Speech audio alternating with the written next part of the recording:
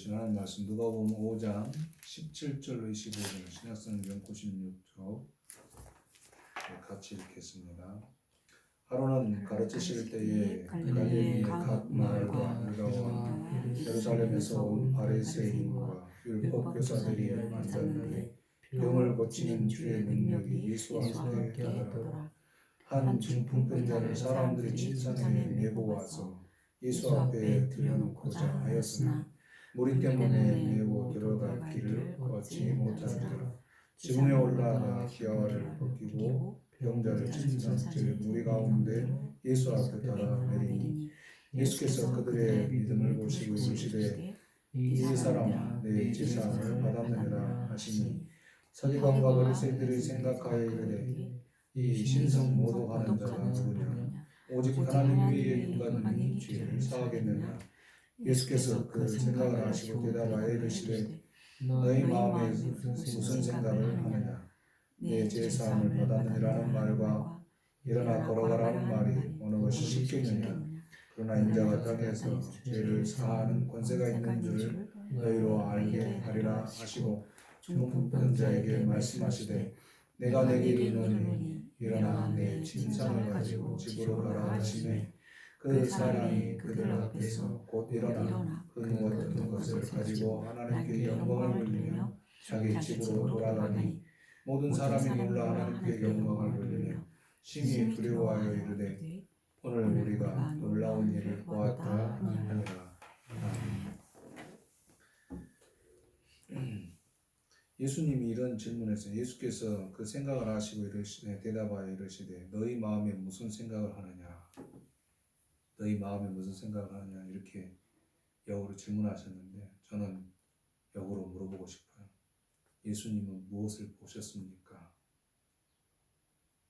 오늘 말씀의 내용 안에 보면 중풍병자를 메고 온 사람들에게 그들의 믿음을 보았다 이렇게 말씀하거든요. 그래서 말씀의 제목을 예수님은 무엇을 보셨길래 이렇게 잡아봅니다. 최근에 섬김을 가장 좋아했던 사랑하고 아끼고 존경하는 친구 목사의 하나님의 부르심을 겪었습니다. 영원한 생명의 육체를 입고 오셔서 우리의 영혼을 회복하셨으니 소망을 거기에 두며 친구와의 이별과 또한 새로운 소망을 품어봅니다. 추모하는 영상을 보는데 사랑하는 친구의 목회의 삶이 목회라기보다는 섬김의 삶을 실천하는 현장이었구나라는 생각이 들었습니다. 나에게는 더 없는 친구 목사, 나를 처음으로 교회로 이끌었던 그런 친구인데 그의 삶의 의지가 예수님을 담아내려고 했던 것처럼 살아갈 용기를 다시 내어봅니다. 오늘 말씀은 예수님께 한 중풍병자를 사람들이 침상째 메고 왔는데 예수님 곁에 무리들이 있어 접근할 수 없게 되자 지붕으로 올라가서 지붕을 뜯어내고 예수님이 계시는 그 앞에 중풍병자를 내려놓습니다. 예수님은 그들의 믿음을 보시고 이르시되 이 사람아 내 제사함을 받았느니라 라고 선언하십니다. 이 선언이 바리새인들과 서기관들의 귀에 신성모독으로 들렸습니다. 그들의 생각을 하신 예수님은 질문을 합니다. 내 제사함을 받았느니라 하는 말과 일어나 걸어가라 하는 말이 어느 것이 쉽겠느냐? 어느 것이 쉽겠습니까? 그리고는 예수님이 자신이 이 땅에 오신 목적을 밝힙니다. 인자가 땅에서 죄를 사하는 권세가 있는 줄을 너희로 알게 하리라 고 말씀하십니다. 예수님은 이 땅에 오신 목적이 심판이 아니라 죄 사함을 주시고 구원하시려고 오셨다고 선언합니다. 저는 그렇게 믿습니다. 예수님을 이 땅에 죄 지은 자를 벌주고 심판하려고 하신 게 아니라 그 죄인인 줄 알고 오셨잖아요. 그래서 그 죄를 사하여 주시고 구원해 주시려고 이 땅에 오셨다. 그렇게 믿습니다. 누가복음 전체에 흐르는 주제 중에 하나가 바로 그것입니다. 누가복음의 핵심 구절이다 이렇게 말할 때 누가복음 19장 10절을 이렇게 말씀해요. 인자가 온 것은 잃어버린 자를 찾아 구원하려 함이니라. 누가복음 19장 10절. 인자가 온 것은 잃어버린 자를 찾아 구원하려 함이니라. 누가복음 전체의 주제와 같이 흐르고 있는 거, 제사함과 구원하심이라 이렇게 저는 믿습니다. 그런 측면에서 오늘 말씀을 또 함께 보고자 하는데, 예수님 무엇을 보셨을까라는 질문을 먼저 했습니다. 그래서 예수님은 그들의 믿음을 보셨다. 그런데 그들의 믿음이 누구의 믿음을 말합니까? 중풍병자를 메고 온 이들의 그 모습을 보셨던 것입니다. 근데 예수님은 그들의 무엇을 보셨을까를 저는 고민하게 됐어요. 그들의 무엇을 보았기에 예수님은 그들에게 믿음을 보았다라고 말씀하셨을까? 중풍병자를 메고 온 사람들은 예수님께 믿음의 고백을 하지 않았습니다. 한마디도 한 적이 없어요. 성경에 보면. 그런데 그들을 보시면서 그들의 믿음을 보셨다. 예수님이 거짓말 하시진 않았을 거고, 그렇죠? 그들의 믿음을 보셨는데 무엇을 보셨기에 그들을 믿음을 보셨다라고 말씀하셨을까라는 고민이 되었습니다. 사람들이 중풍병자를 침상에 메고 왔습니다. 예수님 곁에 무리들이 있어서 들어갈 수 없게 되자 무리수를 둡니다. 그래서 이들은 지붕으로 올라가 지붕을 뜯어내고 예수님께 내렸죠. 그들도 예수님을 더 알기를 원해서 예수님께 치유를 바라고 모여 있는 사람들이 무리를 이루어서 있는 것입니다. 중풍병자, 예수님이 가장 필요한 이 사람은 그 무리들 때문에 예수님 곁에 다가갈 수 없는 모습을 볼 수 있어요. 이런 내용의 비슷한 장면이 또 나옵니다. 성경에 뒤에 가면 나오는데, 키가 작은 삭개오 이야기 잘 알죠. 뭐 어린이 부서만 나와도 다 이 이야기는 아는 내용이. 키가 작은 삭개오가 예수님을 보고 싶었으나 무리들, 많이 모여있는 사람들로 인해서 볼 수 없게 되었습니다. 그래서 나무에 올라갔다가 기다렸다가 예수님을 만나게 되죠. 키가 작은 이 삭개오는 사람들이 말할 때 세리장이다, 부자다, 그리고 죄인이다 이렇게 말을 했어요. 그래서 키가 작은 삭개오를 예수님이 있는 그곳으로 길을 내어주지 않죠. 키가 작은 사람들은 어떻게 해요? 우리가 보통 앞으로 가셔서 보세요 이렇게 할 수 있잖아요. 그런데 그렇게 하지 않고 배척하는 거예요. 왜냐하면 세리장이고 부자이고 죄인이었기 때문에 그래요. 당시 세리장은 로마가 지배하고 있었기 때문에 로마가 그 징수하는 세금 위에 이상의 세금을 부과해가지고 자기의 부를 축적했어요. 그러니까 이 세리장이면서 부자다라는 표현을 써서 보면 이 사람은 분명히 유대인들이 봤을 땐 죄인인 게 분명해요. 그러나 죄인이라도 예수님이 필요하잖아요. 그런데 그들을 받아주지 않아요. 받아주지 않아. 삭개오를 받아주지 않고 배척하는 거예요. 무리들이 예수님을 만나고자 하는 사람을 배척하고 있는 사람들. 이 사람들은 누구예요? 예수님 곁에 있는 사람들이라는 거죠. 어떤 생각이 드십니까? 저와 여러분도 예수님 곁에 있는 사람들 아닙니까? 그렇죠? 그런데 혹시 우리 때문에 누군가가 예수님을 만나고 싶은데 우리가 배척하고 있는 건 아닐까라는 고민을 하게 돼요. 질문 드릴게요. 어떻게 생각하십니까?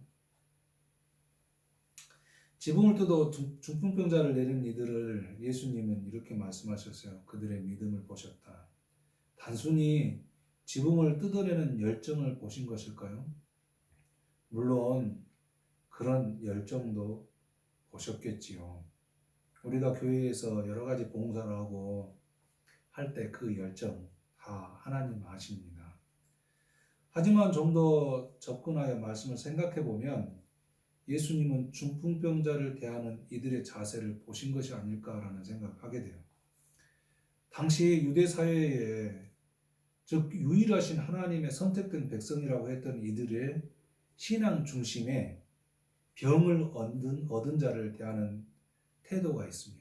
그 태도는 뭐냐면 분명히 뭔가 하나님께 잘못한 게 있을 거야. 그러니 즉 병을 얻은 거야. 그래서 종교적인 이 생각 때문에 그들을 배척하게 됩니다. 병을 얻으면 하나님께 잘못한 것입니까? 그렇지 않습니다. 그런 종교적인 생각은 잘못된 생각이에요. 누구라도 잘못 관리하면 병을 얻을 수 있어요. 내 몸을 내가 함부로 굴리면 병을 얻을 수도 있습니다. 죄와 관계없지요. 그런데 당시 하나님의 선택된 백성이라고 자부했던 이들은 이런 병을 얻게 되면 죄인 취급했다는 것입니다. 그래서 죄인들은 어떻게 해야 돼요? 배척하고 멀리하고 가까이 하면 안 되는 거잖아요. 그래서 이들은 이런 병자들에 대해서 관용이 없어요. 받아들이고자 하는 마음이 없다는 겁니다. 사람들의 생각, 신앙, 삶에 새겨진 신념, 믿음, 사상이 죄인과 함께 할 수 없다는 것이 답이 되어 있는 시대에 놓여 있는 것이에요. 이런 상황과 환경, 사회, 신앙이라고 할 때 우리는 이렇게 생각하잖아요. 신앙, 종교적 신념과 이를 열정이 빚어내는 빗나간 자세. 저는 가끔 이런 생각을 하게 돼요. 우리가 신앙을 고집할 때 보면 종교적 신념과 열정이 빚어내는 빗나간 자세에 지배를 받고 있는 모습을 보게 돼요. 정말 신앙이라는 것은 예수님처럼 배척함이 없이 받아들임이 되어야 되는데 그것이 아닌 오히려 종교적 신념, 잣대를 들여대며 의와 불의를 구분하고 그것은 하나님 하실 일이지 우리가 할 일은 아니잖아요. 다만 우리에게 하나님께서 붙여주신 사람들과의 화목하고 화평하며 누군가를 배척하기보다는 받아주고 섬겨주는 그런 자세가 필요한 것인데 종교적 그런 신념이 이렇게 빚어내고 있는 것이죠. 다시 말해서 이런 상황과 환경과 사회, 신앙이 지배하고 있는 상황에서 중풍병자를 위해 침상을 매는 이들은 죄인을 메고 무리들이 있는 곳에 온 이들이라고 볼 수 있어요. 이런 자들의 삶의 자세를 예수님이 본 것이 아닐까. 그래서 그들의 모습을 보시면서 예수님은 그들의 믿음을 보았다. 한마디도 예수님 믿습니다. 고백하지 않았어요. 그런데 이들의 하는 행동을 보고서 믿음을 보았다. 어떤 행동이에요? 당시 사회에서 병자를 보는 그 시선을 뛰어넘어서 배척하지 않고 그를 받아주고 그가 필요한 곳에 그를 데려다가 그의 도움을 받을 수 있도록 앉혀놓았던 그 사람들의 모습을 보시면서 예수님은 그들의 믿음을 보았다. 이렇게 말씀하고 있는 것입니다. 우리는 믿음을 보았다라고 말할 때 교회에서 찬양 열심히 하고 기도 많이 하고 교회 봉사 열심히 하고 해외 선교 다녀오고 이러면 정말 믿음이 좋다. 그렇게 말할 수 있어요. 표면적으로. 없다고 하지 않습니다. 분명히 있을 수 있어요. 그런데 무엇을 했고 안 했고로 무엇을 고백했고 안 했고 찬양을 했고 안 했고로 믿음을 측정해서는 안 된다는 거예요. 우리의 열정이 있으면 믿음이 있는 것입니까? 반대로 우리의 열정이 없으면 믿음이 없습니까? 단기 선교를 가면 믿음이 있고 단기 선교를 안 가면 믿음이 없습니까? 교회에서 봉사를 하면 믿음이 있고 교회에 봉사하지 않으면 믿음이 없습니까? 우리는 이렇게 쉽게 뭘 했으면 믿음이 있고 뭘 하지 않으면 믿음이 없는 것처럼 판단할 수 있어요. 그러나 그게 정말 중요한 믿음일까? 저는 오늘 말씀에서 예수님은 어떤 것을 보셨을까라는 고민했을 때 말씀드렸어요. 예수님께서는 당시 사회에서 죄인 취급받고 배척받은 이 사람을 메고 온 이들, 그리고 그들이 메고 왔을 때 많은 무리들이 어떤 생각을 했을까요? 저 사람 죄인들의 친구이네? 죄인의 친구들이네? 이렇게 표현할 수 있지 않겠어요? 그런 것을 다 감내하면서 이 사람들은 중풍병자를 메고 왔다는 것입니다. 그래서 그들은 예수님이 그들의 그런 모습을 보고서 믿음이 있다 이렇게 말씀하셨습니다. 저와 여러분이 믿음이 있습니까? 우리도 세상에서 배척되어지고 관심받게 있는 사람들, 이런 사람들에게 우리가 관심을 갖고 있나요? 그들을 섬기려고 하는 자세가 있나요? 교회에 나와 있는 사람들끼리 잘 지내면 그게 믿음이 있는 건가요? 물론 그것도 믿음이 있죠. 그러나 교회 바깥에 배척되어지고 소외되어져 있는 많은 사람들이 존재합니다. 사회적인 약자에게 마음을 두고 배려하는 이들의 삶을 보실 때 예수님은 그를 믿음이 있다 이렇게 말씀하실 거라고 저는 믿습니다. 이런 믿음의 사람으로 삶의 자리를 옮겨가는 우리가 되기를 바랍니다. 그렇게 예수님은 그런 사람들의 모습을 보고서 믿음을 보셨다 이렇게 말씀하시고 뒤이어서 뭐라고 말씀하시냐면 죄의 사함을 받았다. 예, 죄의 사함을 받았다 이렇게 말씀하세요. 인자는 심판을 위해 오신 것이 아니라 죄를 사하려고 오셨다고 말씀하십니다. 앞에서도 질문했지만 내 죄사함을 받았느니라 하는 말과 일어나 걸어가라는 말이 어느 것이 쉽겠느냐 그랬어요. 뭐 어느 것이 쉽겠습니까? 우리 23절, 24절 한번 읽어볼까요? 같이 23절, 24절 같이 한번 읽어볼게요. 내 죄사함을 받았느니라 하는 말과 일어나 걸어가라는 말이 어느 것이 쉽겠느냐. 그러나 인자가 땅에서 죄를 사하는 권세가 있는 줄 너희로 알게 하리라 하시고 중풍병자에게 말씀하시되 내가 내게 이르노니 일어나 너의 침상을 가지고 집으로 가라 하시니 어느 것이 쉽겠습니까? 한번 마음으로 대답을 해보세요. 그런데 이것을 대답하려고 생각을 하다 보니까 예수님이 좀 엉뚱하다는 생각이 들었어요. 지금 중풍병자가 가장 필요한 건 뭐예요? 그리고 중풍병자를 메고 온 사람들이 원하는 게 뭡니까? 중풍병자를 치유해 달라는 것이잖아요. 그런데 예수님은 마치 동문서답 하듯이 내 죄사함을 받으니라 하고 말씀하세요. 그러면서 이 말씀이 결국은 바리새인과 서기관들의 마음을 불편하게 해가지고 논쟁이 일어나기 시작합니다. 굳이 안 해도 되실 말씀을 하셔가지고 시간을 끌고 계시고 이 조급하고 다급한 이 사람들에게 마음의 불편함을 던져주는 이 중풍병자와 중풍병자를 메고 온 사람들은 어떤 마음이 들었을까 생각해 보셨나요 혹시? 그 사람들의 입장에 돌아가서 보면 예수님 왜 저러시지? 치료해 주시기 싫으신가? 아니면 치료하실 능력이 없으신 거 아니야? 왜 말씀을 돌리시지? 왜 이 상황을 회피하시지? 이런 생각하지 할 수 있잖아요. 지금 우리는 이 짧은 말씀으로 결론이 나 있기 때문에 생각할 수 없지만 좀 더 시간을 두고 생각해 보자는 거예요. 중풍병자와 그를 메고 온 사람들의 그 열정. 그들 앞에서 다른 소리 하고 계시는 것 같은 느낌이 들잖아요. 실제로 우리가 이제 이 뒤에 가면 또 회당장 야이로라는 사람 아나요? 예, 회당장 야이로가 있어요. 그런데 그에게 딸이 있었습니다. 12살 된 딸이 있었는데 그 딸이 병들어서 죽어가고 있어요. 그러나 이 회당장 야이로는 예수님에 대한 소문을 알아요. 그래서 예수님께 달려가서 우리 딸이 죽게 되었습니다. 빨리 와서 좀 고쳐주세요. 그래가지고 예수님 초청해서 가고 있는 중인데 그 가고 있는 중에 12해를 혈루증으로 병을 앓고 있던 여인이 예수님의 옷자락을 만지고 치료를 받아요. 그러니까 예수님 옷자락 살며시 만졌으니까 그냥 아무도 몰라. 그냥 가시면 돼.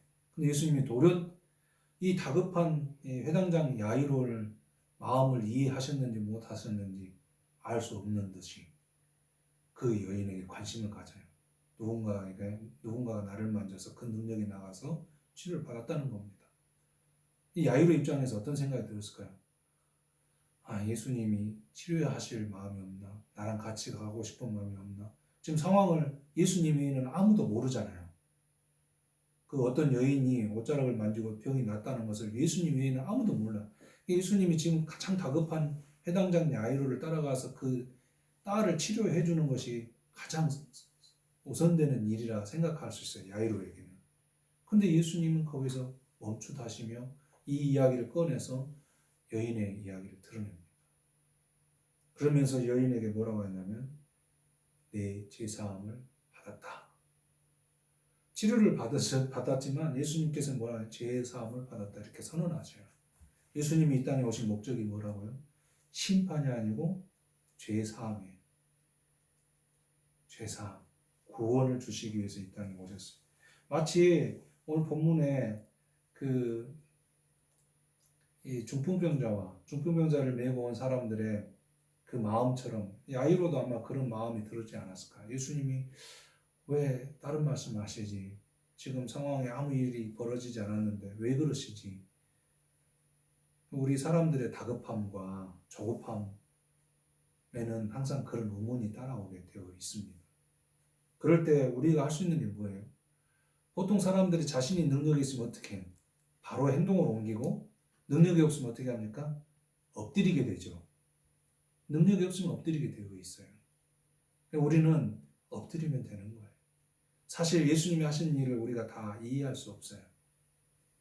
이 사람들도 마찬가지죠. 그런데 예수님께서는 그들의 의문을 가지게 하고 또 질문을 통해서 예수님이 어떤 목적으로 이 땅에 오셔서 사실 것을 분명하게 보여주시는데 인자가 땅에서는 제사하는 권세가 있는 줄을 알게 하려고 하셨다라고 말씀하시는 거예요. 예수님이 이 땅에 뭐하러 오셨다고요? 죄 사함을 위해서 오셨다. 그러니까 누군가를 함부로 정죄하는 거 좋은 일이 아닙니다. 그래서 예수님처럼 받아들이는 마음, 배려하는 마음, 그런 마음을 품어내는 우리가 되었으면 좋겠어요. 그리고 또 우리는 늘 우리들의 환경과 형편, 사정에 따라서 조급할 수 있지요. 그죠? 그렇지만 그 조급함을 넘어서 하나님이 하실 일이 무엇일까를 기대해보는 마음을 품는 것도 중요하다. 제가 그래서 일부러 중풍병자와 중풍병자를 메고 온 사람들의 마음은 예수님이 그렇게 말을 돌려서 서기관과 바리새인들이 논쟁이 일어나고 이렇게 됐을 때 어떤 마음이었을까라는 것을 생각해 보자는 거였습니다. 그래서 야이로의 입장도 한번 생각해 보자는 거였고, 여러분은 어떤 생각이 드십니까? 똑같이 우리도 그 상황이 오면 예수님 빨리 왜 안 해주세요? 조급한 마음이 들 게 분명합니다. 그러나 우리에게 능력이 없잖아요. 그럼 어떻게 해요? 뭐 오해할 수 있죠. 예수님에 대해서 치료하실 마음이 없으신가? 왜 나만 싫어하시지? 혹시 치료할 능력은 없는 거 아닌가? 이런 의심이 들 수 있어요. 그럼에도 불구하고 예수님은 끝까지 예수님의 일을 하신다. 우리는 그런 의심을 품고 그런 또 의문을 품어내는 것이 우리의 신앙의 자세이기도 해요. 의문을 품었으니까, 의심했으니까 믿음이 없어가 아니라 의문을 품고 의심하면서, 그리고 그 다음에서 예수님이 하신 일을, 예수님이 하신 일을 우리는 보게 돼요. 우리가 할 수 있는 건 우리가 하는 거예요. 의심도 하고 의문도 품어보고. 그러나 그 뒤에서 역사하시는 하나님의 역사가 분명히 있어요. 예수님은 예수님의 일을 분명히 하십니다. 그 믿음을 가지고 이런 신앙의 자세를 걸어갔으면 좋겠어요. 오늘 우리가 함께 이 나눈 말씀을 통해서 예수님의 믿음을 보셨다 할 때 어떤 믿음을 보신 거예요? 교회에서 막 기도하면서 찬양하면서 일정적으로 땀 흘리며 그냥 그 예수님이 기도하실 때처럼 땀방울이 흐르고 피가 터지듯이 막 소리 고래고래 질러대어서 하는 것 필요해요. 신앙적으로 굉장히 필요합니다. 나도 그런 때가 있었고 그것도 내가 해야 될 신앙의 자세이기도 하고 그러나 그것만이 전부다라고 생각하는 건 잘못된 거예요. 교회에서 하는 것만이 전부다라고 생각하는 거 그건 신앙의 자세가 아니에요. 신앙의 자세는 그것도 있지만 그 이면에 예수님께서 말씀하시고 있는 그게 뭘까를 깊이 생각하는 거. 그리고 예수님은 어떤 삶을 이 땅에서 살아내려고 하셨을까에 대한 의미를 두는 거. 그게 신앙하는 자세다. 저는 그렇게 믿어요. 그래서 예수님은 이 땅에 오셔서 약자들, 없는 자들, 누군가로부터 배척받는 자들 이들을 위해서 얼마나 삶을 사셨는지 우리는 성경을 조금만 읽어보다 보면 금방 알 수 있어요.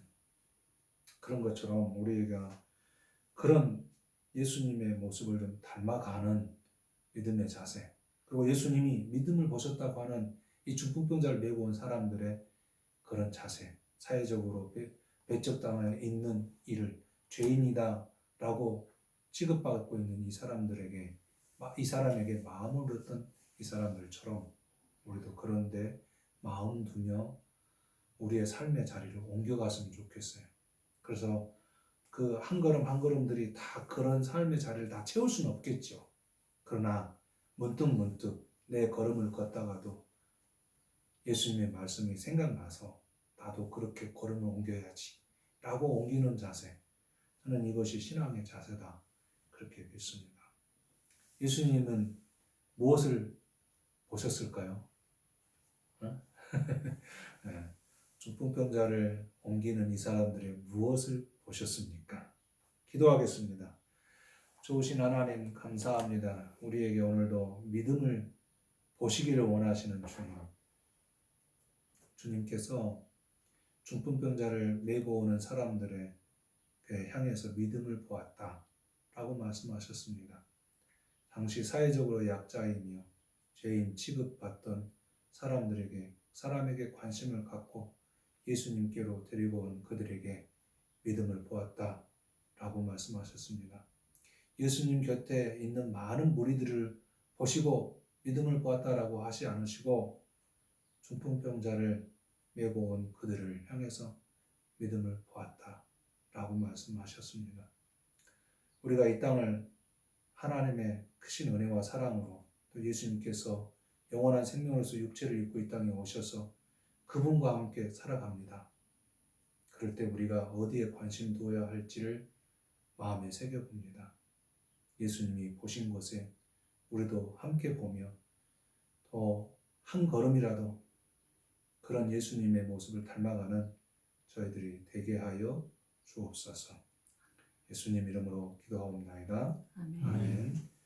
지금은 우리 주님 예수 그리스도의 구속의 은혜와 하나님 아버지의 사랑하심과 성령님의 감동하시고 역사하시며 이끄심이 오늘 말씀을 듣고 믿음 있는 자의 삶이 무엇일까를 고민하며 살기로 결단하는 하나님의 자녀들 가운데 함께 하시기를 간절히 축원하옵나이다. 아멘.